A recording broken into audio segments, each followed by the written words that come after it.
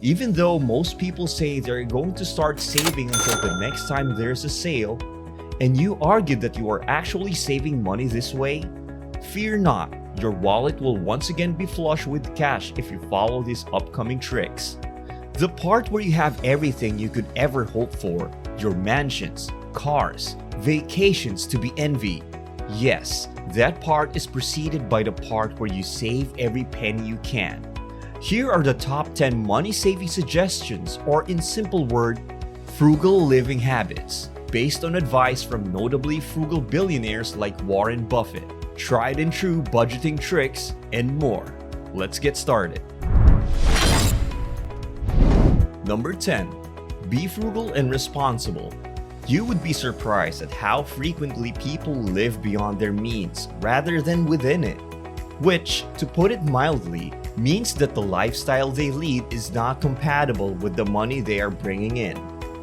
This includes dining out more frequently than at home, purchasing pricey gifts, indulging in some even more expensive gifts, and going into debt in an effort to maintain this unattainable way of living.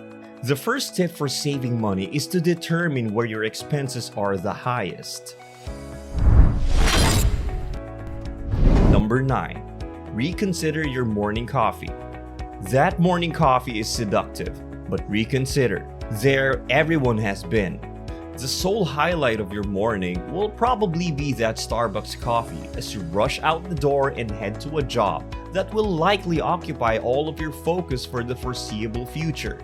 In retrospect, that coffee cup with the paper straw and plastic cup may not seem like a major hiccup in your money-saving scheme, but the expenses pile up. Here's another Warren Buffett example.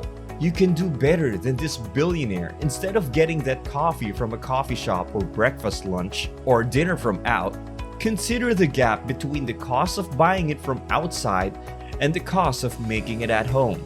Every day he has breakfast worth no more than $3.50. He actually often goes to McDonald's to get that $2.51 two sausage patties meal and gets himself a Coke instead.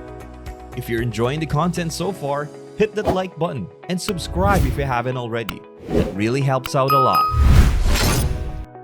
Number 8. Use cash instead of credit. Using your credit card for everything will only hurt you in the long run.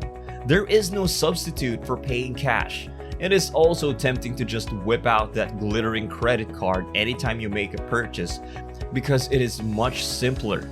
For the last time, I will mention that Warren Buffett is the better choice.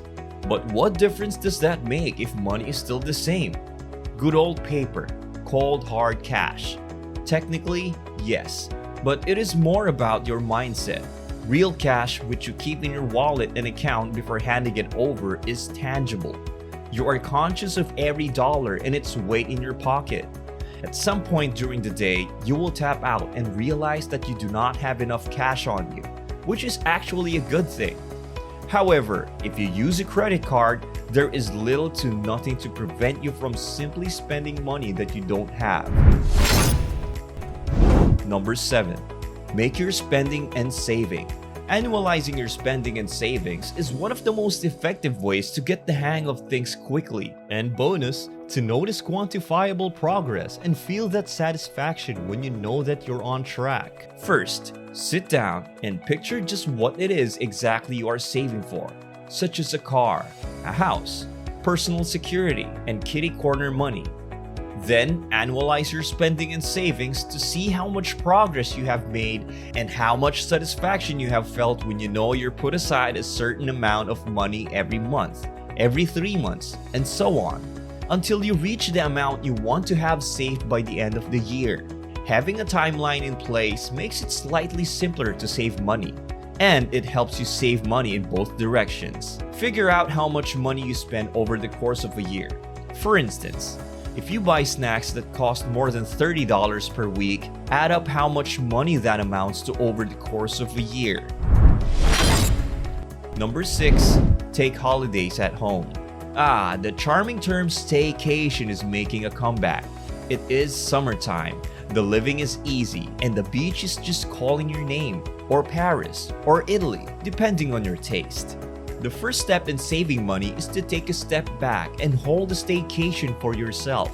To prevent burnout at work, it is advised that you actually do take vacations.